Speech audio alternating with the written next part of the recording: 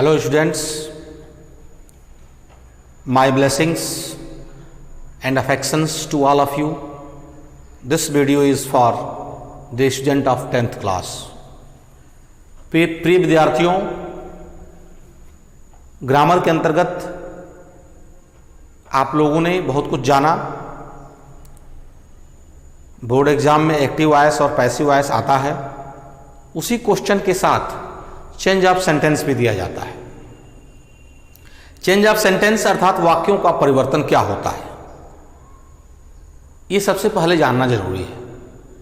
आप लोगों ने टेंस का अध्ययन किया, सेंटेंस का अध्ययन किया, उसमें आप लोगों ने अफर्मेटिव, नेगेटिव, इंट्रोगेटिव और इंट्रोगेटिव नेगेटिव जाना। इन्हीं सेंटेंस को एक सेंटेंस से दूसरे सेंटेंस में बदलना है। अर्थात आपको अफर्मेटिव सेंटेंस दिए जाएंगे तो कहा जाएगा कि आप इसको नेगेटिव में बदलिए, या फिर इंट्रोगेटिव में बदलिए, या फिर इंट्रोगेटिव नेगेटिव में बदलिए, या फिर आपको नेगेटिव में भी दिया जाएगा और नेगेटिव में देकर कहा जाएगा, आगे ब्रैकेट में लिख दिया जाएगा। जैसे देखिए यहां लिखा गया है अफर्मेटिव, मतलब ये सेंटेंस है you did not return my book, ये नेगेटिव में दिया गया है लेकिन आपको इसको बदलना है अफर्मेटिव में।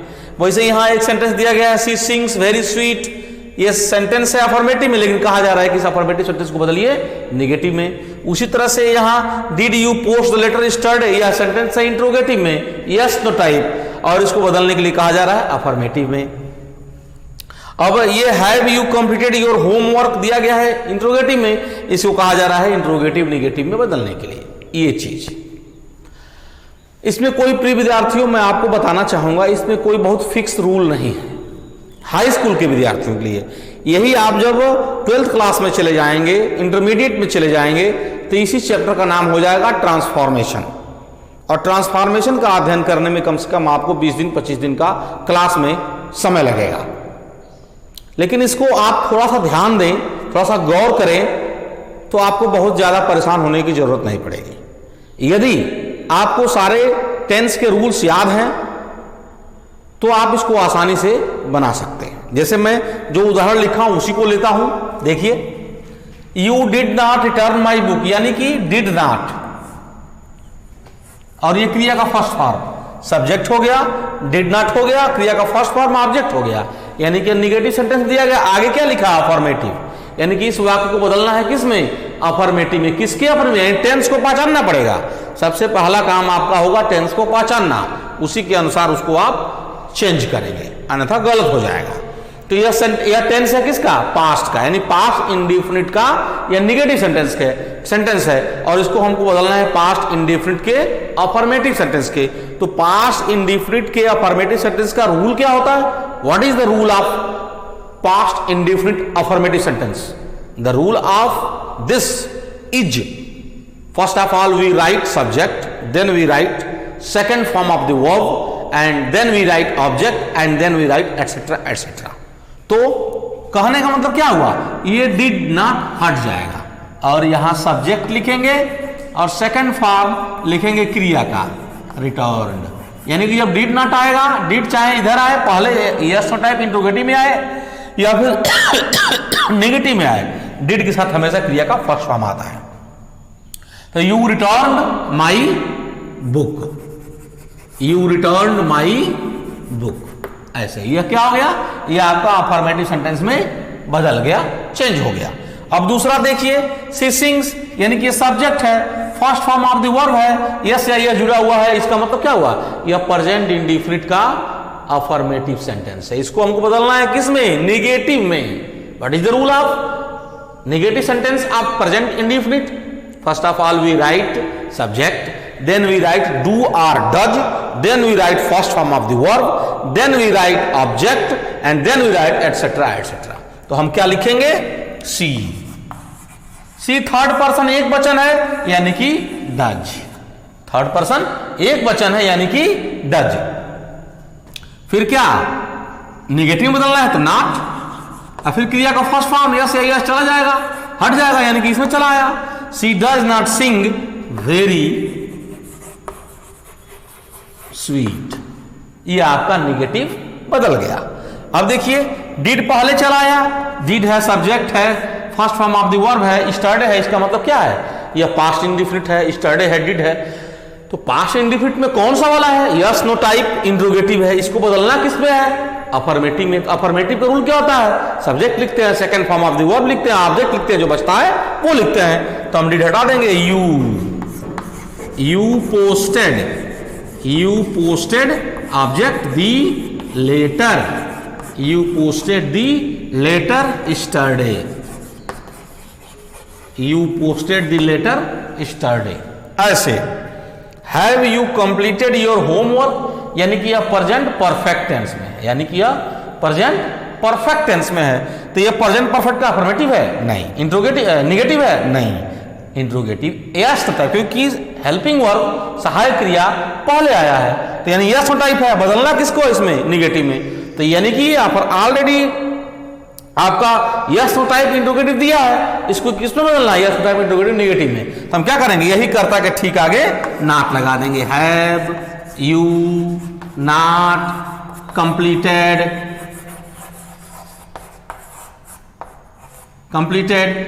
Your home work. ऐसे ये आपके 4 उदाहरण। मैं और उदाहरण देता हूं आपको।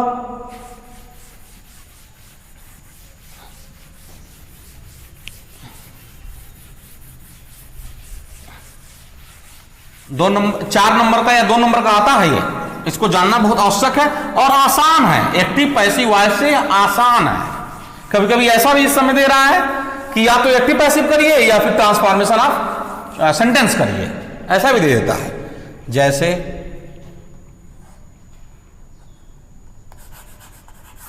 माई फ्रेंड्स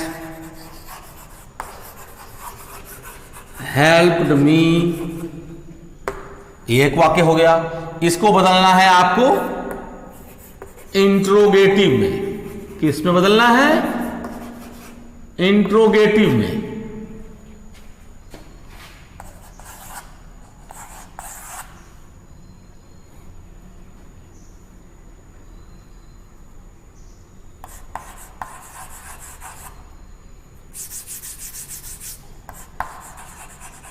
हैव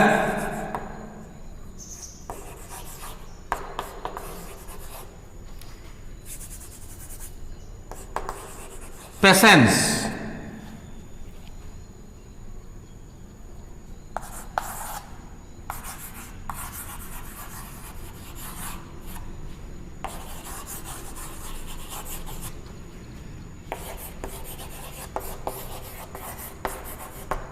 ध्यान दीजिए,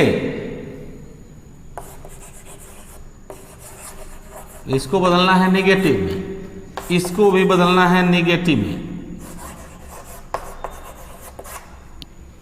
इंट्रोगेटिव माई फ्रेंड सब्जेक्ट हो गया, help second form of the verb हो गया, ऑब्जेक्ट हो गया। इसका मतलब क्या हुआ, यह पास्ट इंडिफिनिट है। इसको बदलना है किसमें, इंट्रोगेटिव में। इसका इंट्रोगेटिव रूल क्या हुआ, सबसे पहले हम डिड लिखते हैं, फिर सब्जेक्ट लिखते हैं, फिर first form of the verb लिखते हैं, ऑब्जेक्ट आदि लिखते हैं। तो हम क्या लिखेंगे, सबसे पहले डिड लिखेंगे, डिड माई फ्रेंड्स। अब ये क्रिया का फर्स्ट फॉर्म हो जाएगा, हेल्प मी, क्वेश्चन मार्क। ये आपका इंट्रोगेटिव चेंज हो गया। आप इसको चाहें तो WS टाइप भी बना सकते हैं। हैव पेशेंस, यानी देखिए सीधे वर्ब आ गया और ये क्या आ गया, ऑब्जेक्ट आ गया। तो सीधे वर्ब और ऑब्जेक्ट जब आए तो वो क्या होता है, वो इंपेरेटिव सेंटेंस में ऑर्डर वाला या किसी कार्य को करने के लिए कहने वाली बात से संबंधित वाक्य होता है या सलाह वाला संबंधित वाक्य होता है। तो इसका यानी कि वर्ब और ऑब्जेक्ट इंपेरेटिव, तो इसका निगेटिव क्या होगा, do not plus verb plus object etcetera etcetera. Rule आपको याद रखना पड़ेगा। तो डू नॉट हैव पेशेंस। आप चाहे तो इसको नेवर हैव पेशेंस भी कर सकते हैं, कोई दिक्कत नहीं है। ऑलवेज स्पीक द ट्रूथ, यह अफर्मेटिव में है, तो नेगेटिव में क्या, नेवर, नेवर स्पीक दी ट्रूथ। ऐसे ये आपका नेगेटिव हो गया। कुछ वाक्य और देखिए।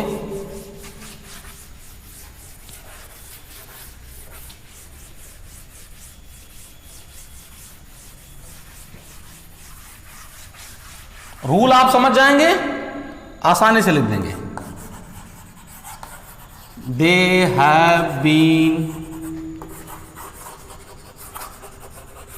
Playing cricket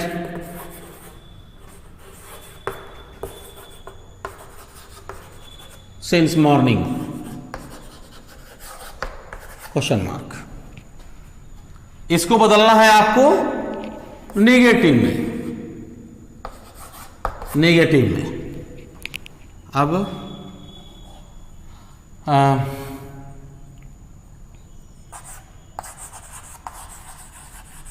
the boys were making a noise there, इसको बदलना है आपको इंट्रोगेटिव में, इंट्रोगेटिव में।